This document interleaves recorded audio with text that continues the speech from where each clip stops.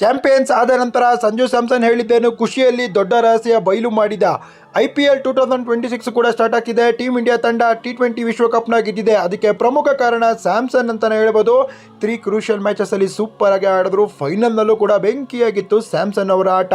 ಸಂಜು ಸ್ಯಾಮ್ಸನ್ ಅವರಿಗೆ player of the series ಸಿಕ್ತು. Man of the match ಬೂಮ್ರಾಗೆ ಕೊಟ್ಟರು.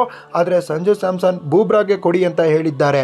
ಇವತ್ತಿನ ಬೆಂಕಿಯಾದಂಥ ಅಪ್ಡೇಟೇ ಗುರು ಇದು. ಸಂಜು ಸ್ಯಾಮ್ಸನ್ ಗೆದ್ದ ನಂತರ ಹೇಳಿದ್ದೇನಪ್ಪ ಅಂದರೆ, ನನಗೆ ಚಾನ್ಸ್ ಕೊಟ್ಟಂಥ ಎಲ್ಲ ಆಟಗಾರರಿಗೆ ಹಾಗೂ ಕೋಚ್ಗೆ ಧನ್ಯವಾದಗಳನ್ನು ಹೇಳೋದಕ್ಕೆ ಇಷ್ಟಪಡ್ತೀನಿ.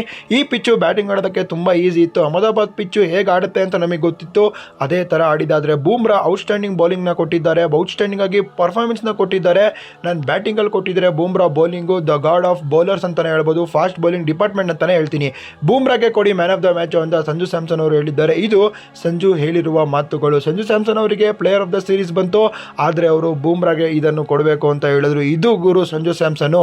ನೀವು ಸಂಜು ಸ್ಯಾಮ್ಸನ್ ಅಭಿಮಾನಿ ಆದರೆ, ಟೀಮ್ ಇಂಡಿಯಾ ಅಭಿಮಾನಿ ಆದರೆ ಇವಾಗಲೇ ನನ್ನ ಚಾನಲ್ನ ಸಬ್ಸ್ಕ್ರೈಬ್ ಮಾಡಿ, ಫಾಲೋ ಮಾಡಿ.